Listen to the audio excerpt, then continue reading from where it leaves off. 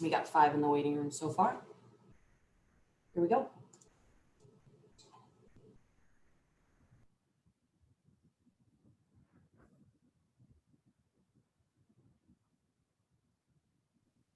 Hey, Beth. Hey, Amy, how are you? Doing well. How are you? I'm doing great. Haven't seen you in a long time. I know. I was just about to say that. Busy, busy. And we're all busy.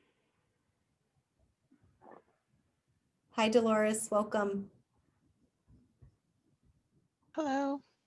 Welcome back, Dolores. Dolores is a regular as well. Nice. I try to be anyway. Alicia's here too. Hi, everybody. Hi. Hello, welcome. We'll give, looks like we've got a couple still trying to connect the audio here. We'll give them a minute or so.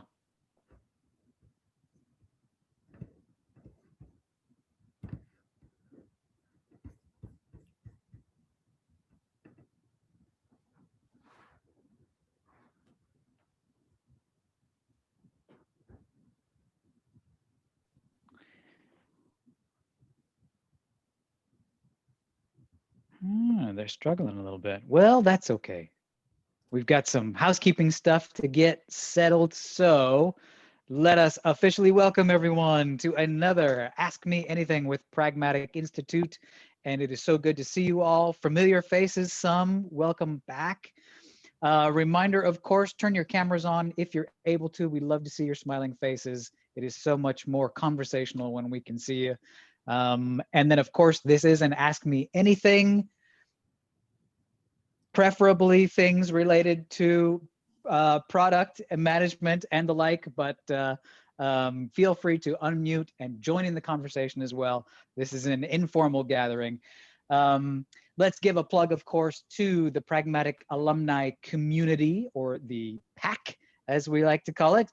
That is the new Pragmatic Institute online community.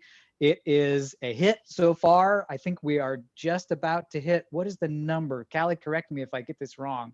Thought that we were approaching 500 members. So it is absolutely smashing it.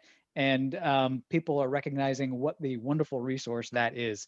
So jump on over to pragmaticinstitute.com/community if you haven't yet checked out the PAC. And with that, all the housekeeping items are out of the way. It looks like everybody's connected to audio. Let me introduce, of course, the delightful Amy Graham, Pragmatic Institute instructor. It is so good to have you. Welcome. Thanks, Eddie. Happy to be here. Amy, here's the crowd. Crowd, here's Amy. This is a good bunch of folks that like to come and try and stump you. So we'll see how well they do today. We've got several pre-submitted questions, but audience, of course, feel free. You can either send me a note in the chat, or you can even unmute if you can time it just right. Zoom is wonderful for timing, isn't it? And jump in the conversation any chance that you would like to join there. So, Amy, I thought I would start out with this question from Matt. Matt asks us, internally, we have been discussing a PMM role we desperately need. One thought from sales is that this is a sales ops role that reports directly to the VP of sales. Sales enablement does seem like a part of what I learned in training, but not the whole thing. Can someone please shed some light on the difference and how best to leverage this new position? So, what do you think? I don't know if Matt's online, but hopefully he is. The first thing I would say is there can be, so first let's define PMM. So product marketing manager is what I assume he's referring to. And there definitely can be different definitions of that role. We've seen all flavors, which makes it harder, but it also gives you some flexibility. So what I would tell Matt or anybody else who's interested with the same challenge is it depends. So there's no right or wrong answer.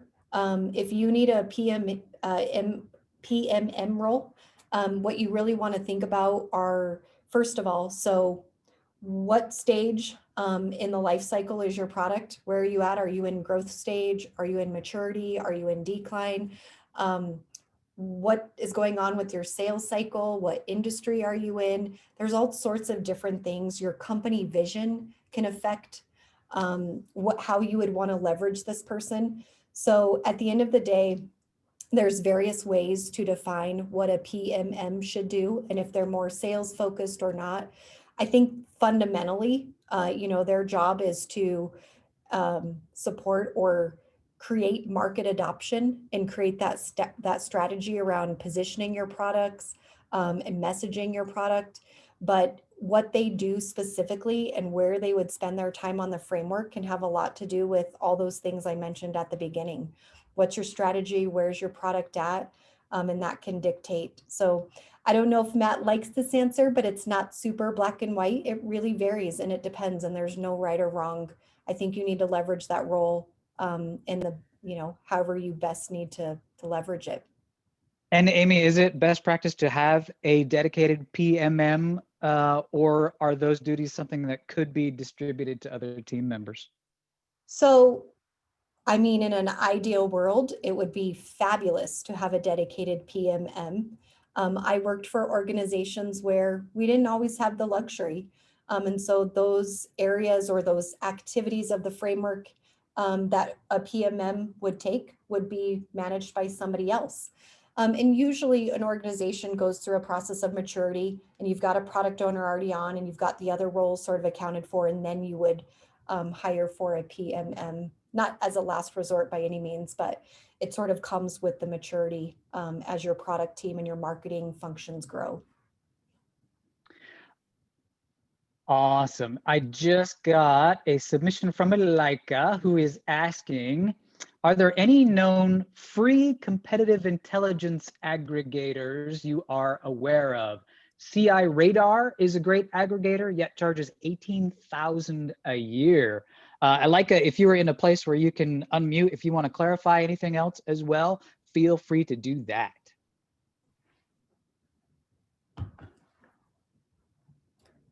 So Elika, I'm not personally aware. So as an instructor, obviously I'm not out there studying competitive intelligence every day or, even year, but so I'm not aware of any, well-known free resources.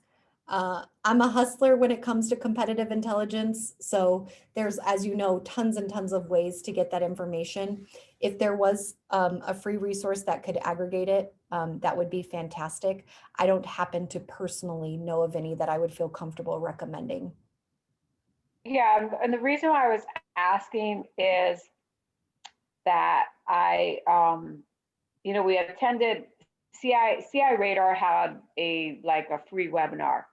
Gave us lots of ideas, but actually I shared with Eddie, well, let me just share my screen. We ran into, let me just share it, just a minute. Sure.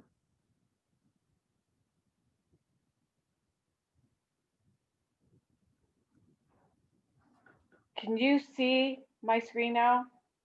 Yep. Yes, I can.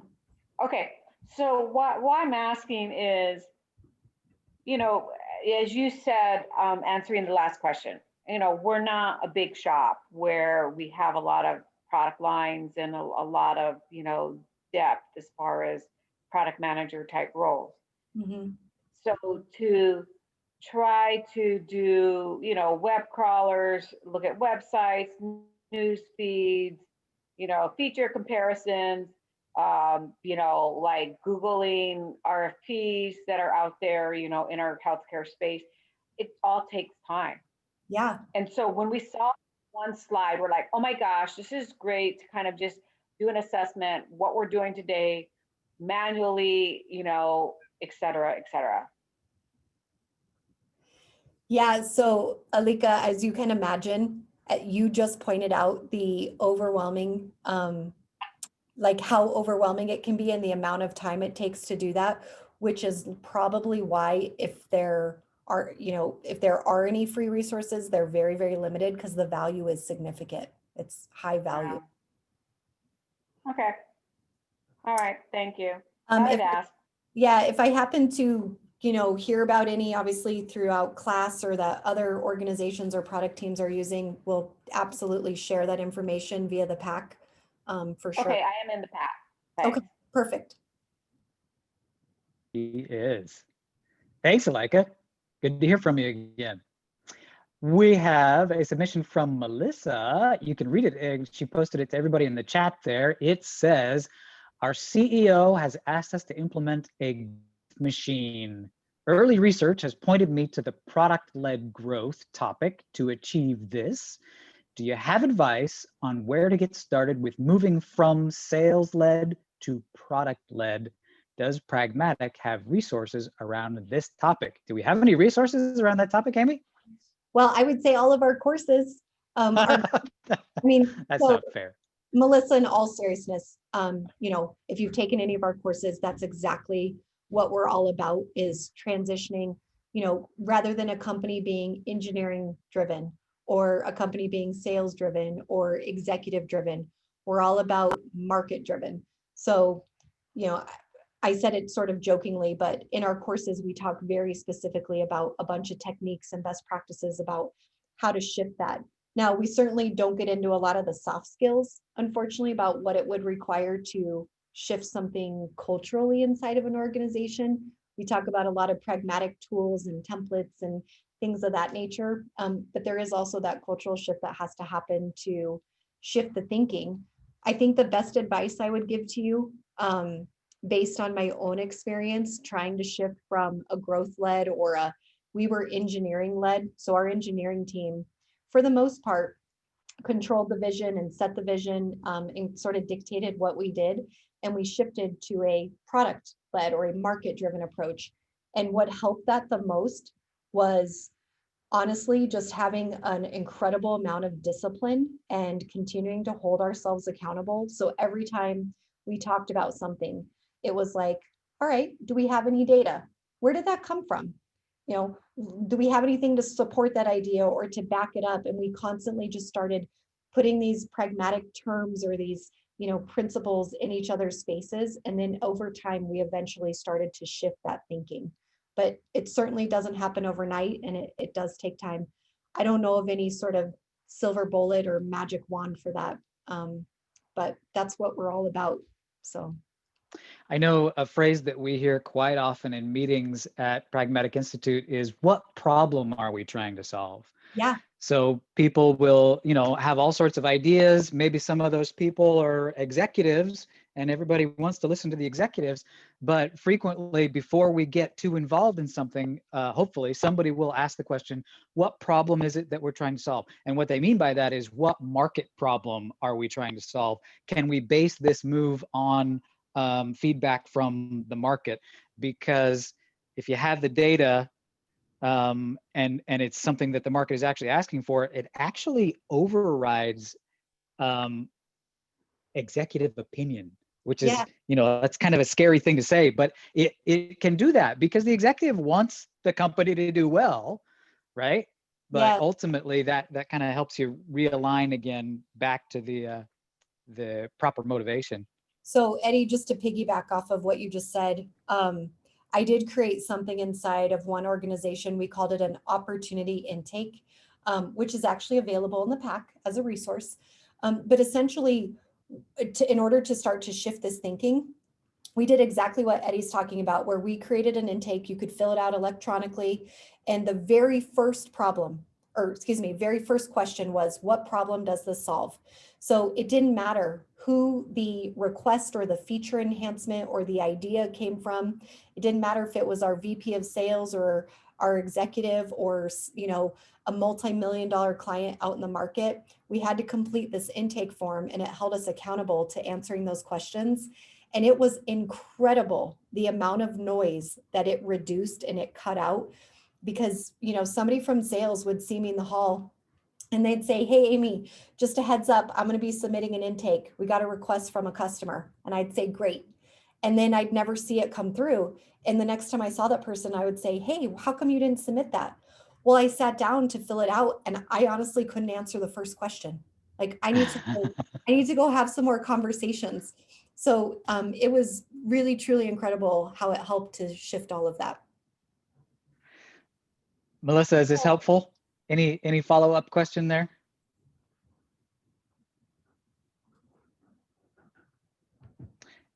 Looks like you're unmuted, but I'm not hearing you.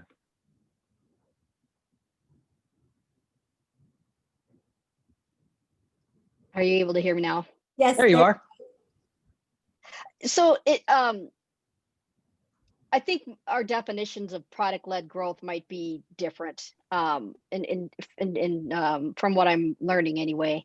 Obviously, yeah, pragmatic marketing. I've been to a lot of your courses, and I understand you're definitely market-driven. The product-led that I'm hearing and learning more about is, as I mentioned, moving away from sales-driven to product-driven, and so a lot of these companies that don't involve sales right away, you can have freemium, you can have trials and so forth. So I agree that pragmatic in terms of the development of marketing messages and understanding what you should do with your product is all market driven, but not exactly to the level of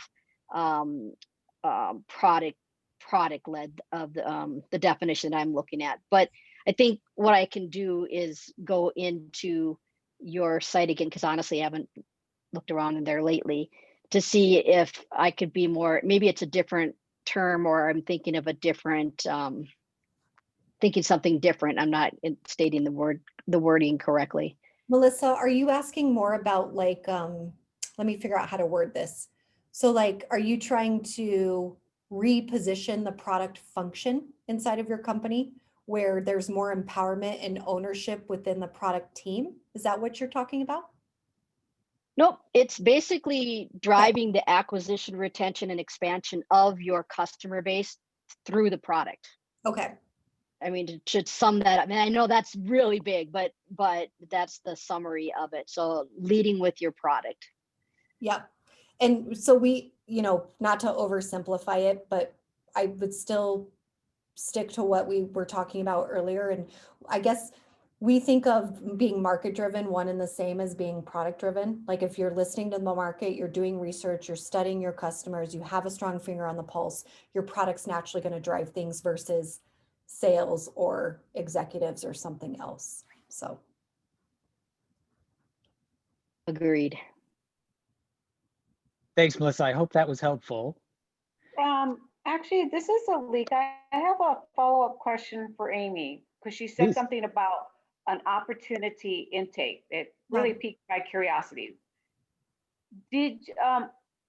How big was the business unit or the company that you did this for? And did you have a team that, like, did they every week, every other week, every month look at the opportunities submitted in that work intake? Because it seems like it would need some kind of administration around that. Yeah. So first of all, great question. I actually was over 4 different business units or 4 different product lines.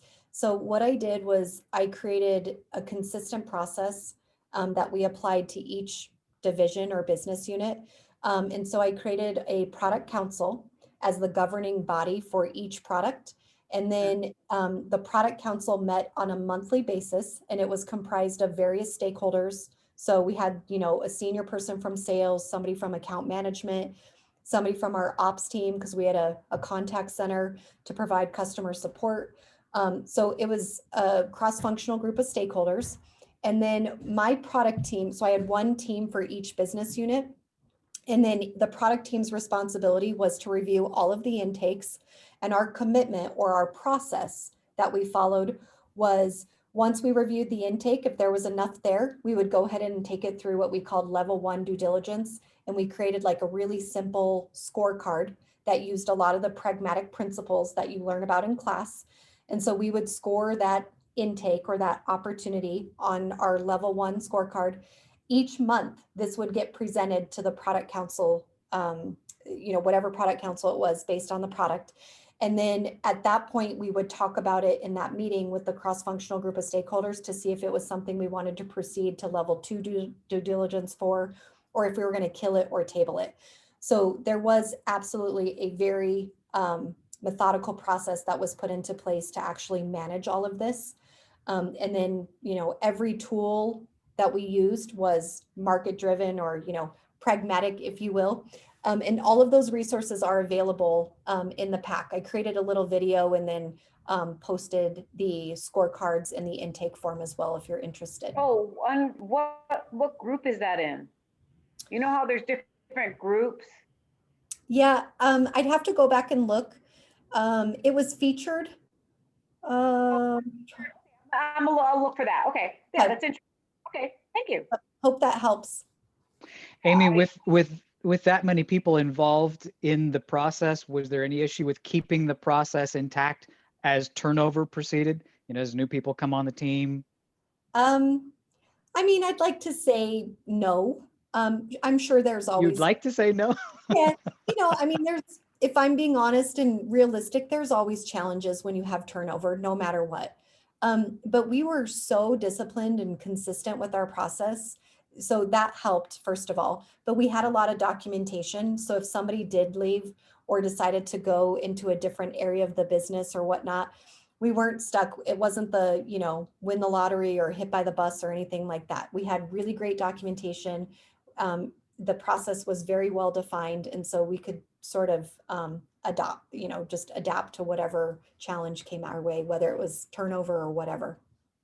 This complement your competitive intelligence, and meaning that, to me, there's multiple inputs, right? This opportunity intake process seems like there would also still be competitive intelligence going on in the market. I don't know, voice of the customer. I don't know if you had like a strategic advisory council that, had outside, clients participating, but was that just kind of one of the intakes to the product backlog? Yes, you're exactly right. And to be more specific, if you want to talk about it in pragmatic terms, like our intake was definitely a source of input for competitive intelligence, but it was a source of input that eventually made it to the market problems table, if you've taken the build course. So still at a high level, because we think about our market problems table different than your backlog. Oh yeah, we just started that at our business unit. Excellent. We called it a product problem backlog. Yep, exactly. That's what I was just about to say. So you've got your problem backlog and you're taking it through whatever process or due diligence you have. And then eventually, right, if it goes into the state where you're actually going to act on it at some point, it becomes part of your backlog. Great, thank you. You're welcome. And it looks like Dolores may have found that link you were talking about. She's just posted a link to the opportunity intake pack. Awesome. There it is in the I'm chat. gonna watch it. Dolores found it. How about that? Nice job, Dolores. Let's see here. Thanks so much for the participation, everyone, today. Let's do another. I've got one here from Meredith. Meredith asks. Actually, can I have a follow-up for Amy? Sure. I'm curious to respond just real quick. You mentioned that you review your intake and problems with your stakeholders monthly. Does that, I guess, are people happy to have their, feedback heard after a month? Is that too long to respond to, feature requests and intake? Because I'm assuming execution would take even longer. So, yeah, valid point, Cindy. So for us, that was an appropriate cadence. We did our releases were about every 6 weeks. And so we obviously were trying to get ahead of things. Now, if you're in a product category or an industry or your company in general operates at a much faster, more rapid pace, then you might want to meet more than once a month. For us, though, in order for us to have time to do the due diligence we needed and to actually assess each opportunity, we needed to have some time to do that. And we didn't have a huge product team. So it was the right cadence, but that doesn't mean that it would be the right one for you. You'd have to figure out what that, whatever would be appropriate based on your culture and all that stuff. gotcha. Thank you so much. You're welcome. Thank you, Cindy. Here we go. Meredith says, I have been a PM at a company for almost 2 months now, and I didn't get much onboarding support or direction. As I continue to get thrown into the deep end, what are some ways I can become an expert on the products or services I am marketing? So first of all, I'm sorry that Meredith got thrown into the deep end. I've certainly been there before, a long time ago. So I guess a couple of things. I don't really know.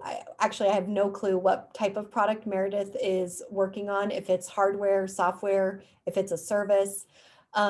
So depending on that, I guess my answer might shift differently. So for example, if Meredith has a hardware product, is there any way that she can get her hands on it and actually use it? If it's a software, is it possible that she could actually like work with the software and use it? If it's a service, are there process flows? Is there any sort of documentation that she can use? Is there a contact center or a call center or a support team that she can shadow? Can she listen into calls? Can she look at tickets? Whatever you can immerse yourself in. Are there things you can read? Can you attend a training for another part of the business that might give you some nuggets and insights about this particular product? So I'd love to be able to ask her just some more questions. But in Yeah, I general, don't think she's on the Zoom call. She could be watching on YouTube, but okay. Yeah, so yeah, she's not first of there. all, I just wanted to, validate like that's a tough situation. But whatever you can immerse yourself in, however you can learn about it, certainly doing research in your market will help you become an expert on the product, because you're going to learn stuff from, the buyers and the users and the potentials that you meet with. But if you can actually use the product yourself, that's a great way to have a crash course in it, also, if that's possible. What about getting to know the competitor's product as well? Absolutely. Yep. Maybe you access the competitor's product, and maybe you do all the above. You use your product, you use theirs. Again, I don't know what industry she's in or what the Yeah. product is and if that's possible, but And how about this one now from Peter? Peter asks, how can I gain a deeper understanding of target audience so we are ensuring that we are building and including the features they need and want most? so I don't know if Peter is on the line, but this is the very thing that we talk about in class, Yeah. really truly doing diligent research, doing your Nahito, studying those markets, doing segmentation, because maybe you've got multiple markets and you've got multiple segments inside of those markets, and then performing things like positioning so that you really truly understand, if Eddie's in this segment and in this market, when I market to him, I am going to talk in this way with this language, and I'm going to, highlight Eddie's problems. And that will You'll allow use small words. very targeted, small words. But it's all about, again, that research and creating those personas, and the positioning documents are a huge, huge help and critical artifact in your ability to have targeted messaging. Yeah. So shifting gears a little bit, sort of the next step after that, Denise asks, wondering about your potentials. So she's referencing, I think, the pie chart that we use in class that shows potential customers. Yeah. What are some channels or platforms you use when trying to reach or find them? So first of all, I want to acknowledge that going after potentials can be difficult. It's easy for us to stand up in class and say, go research your potentials. Sometimes they can be very hard to access. So a couple of things that I personally did, one of the very first things was I spent a lot of time thinking about, where would I find my customers? Where do my customers go? What do they do? What do they participate in? Where would I find them? And then go there, because you're going to find potentials as well. Sometimes we have to resort to purchasing contact information, lists, databases. We have to reach out to potentially a third party, like a research firm, to help us with that. And sometimes we can't get to certain potentials because of security, confidentiality. It's very difficult. So in that situation, you know, is there a second best option? Is there a smaller type customer that you could research that might have similar problems, and that could give you a sense? So I don't know. We have to get really creative sometimes when trying to reach potentials. I also leveraged my network. I reached out to current customers and said, who do you know in this space? Can you get me an in with this person? And then it's like that spider web. And like, oh, hey, can you introduce me so I can talk to this potential customer because you know them? So use what you can. Do potentials tend to be part of the noisy 20% or the quiet 80% or a mix of both? Potentials are the ones that we don't hear from. So our customers, you hear from all the time, right? We hear from them through our support teams, through our sales teams. We talk to evaluators all the time through sales. Those are people who are actively shopping. So they're engaged in your sales cycle in some way. They're shopping for a solution. Potentials are the untapped portion of your market. And if you have a really large potential group, that's frightening because nobody's talking to them. So we need to figure out what's going on. Why haven't they started to shop? You know, what are they doing? Do they have the same problem? We think they do because we put them in our market analysis, but maybe they don't. And for some of you, maybe you've got a really tiny potential group. And so we talk about this, you know, how important it is to do balanced research. Well, if your potential group is tiny, you still need to research them, but you're obviously not going to spend the majority of your efforts on them. So it depends what the size of your pie chart looks like, but they're the untapped portion of your market. That's the key right there. You Here, need to I'm gonna why are they not shopping? shift gears on you again. Drew asked a question that feels like it points a little more to some soft skills here. Let's see what you think, Amy. Drew says, I want to hold my team more accountable when it comes to reporting in on our progress. I don't want to micromanage, but was curious if you had some ways or best practices that worked for you and your team when delivering progress reports to your colleagues and superiors. Ooh, so I don't know if Drew is on the line because I definitely feel the urge to clarify progress on what? Like progress on market research, like project status updates. Looks like reporting in on our progress. So What progress? looks like reports that will be read by colleagues and superiors. Okay, I don't know if he's talking about just in general, like the overall health of the product, or like progress on our research efforts that would lead to new innovation. Let's go with that second one, because health of the product, I think they could look up easily enough, but the research would be more interesting. So how do you report progress on your research? Let's see. I had a couple of things that I did. One was I held my team accountable for a certain number of market visits. So I actually built this into their performance reviews. They had to do X number of visits, you know, every quarter. And then when we did performance reviews, they either met it or they didn't. I also used to do stuff where I would say, I'm not signing your expense report until you turn in your market research report. So if you're out there in the market doing research, you know, right now, most of us or all of us are doing it virtually, but pre-pandemic, when we were out and about and there was travel expenses, I used to say, I'm not going to sign off on that until I see the actual research report, which was a way to hold them accountable as well. So build it into the performance metrics, the expectation of the team. We also had accountability. I told you all about the product council or the product councils that I established.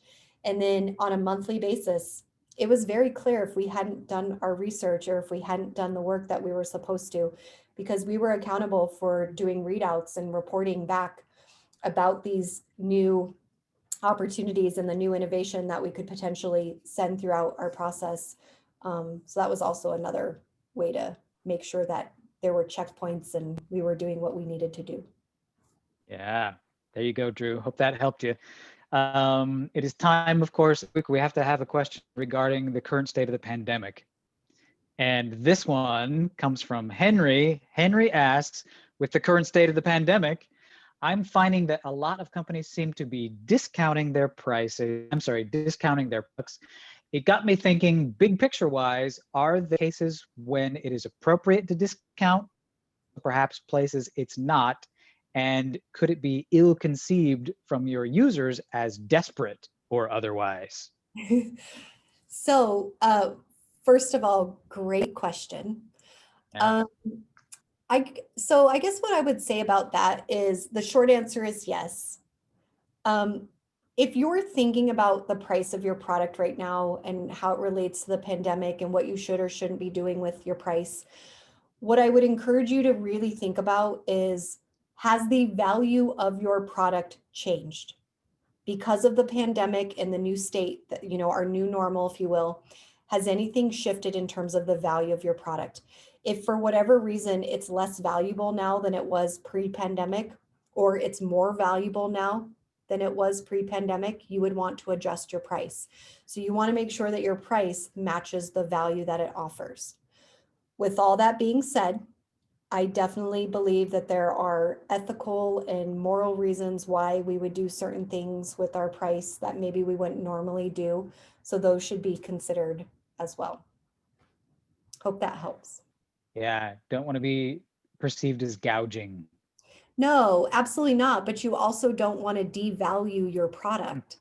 So it's, if you believe your product, if it's amazing and it offers value to the market, then it offers value to the market, and we want our price to support that. Is there a chance that making that price hike could shift who your customers are? Certainly. Maybe Yeah, you price out some and now you have to appeal to a different group completely? absolutely. Yep. It's always a possibility for sure. And we talk about in our pricing class, very specifically, segmentation and how can you charge different price points? Should you charge different price points to different people in your market? But at the end of the day, the reality is there is a difference in willingness to pay across markets and segments. And so that's something that we have to acknowledge and we have to work around. There you go, Henry. Here is one from Katie who asks, I am currently interviewing for an entry PM role. I realize I'm green and know they will ask me questions about my weaknesses as well as my strengths. Any advice on how to turn my weaknesses or lack of experience into a positive in some way? So I used to be in HR, so I used to do all the hiring. And then I've also hired a lot of product folks. So if I put my hiring manager hat on, one thing I would be thinking about somebody who was relatively green is, ooh, I could mold them. I could shape them. They don't have any bad habits formed. So we could start from scratch, which would be really appealing to me. So I would say if you were going to try to, like, as you said, shift that weakness to a strength, it would be the fact that you don't have bad processes or bad habits formed. And this new employer, if it worked out, would have the opportunity to shape you and mold you into whatever they chose to do, assuming you went along with that, of course. So that would be exciting to me as somebody who would hire somebody. Does that make sense? Yeah. And then if they ask you what's your greatest weakness, it's always, I'm just a perfectionist. Right. I try too hard. Yeah, exactly. How about a question on roadmaps? Up for that, Amy? Sure, go for Scott it. asks, how would you suggest?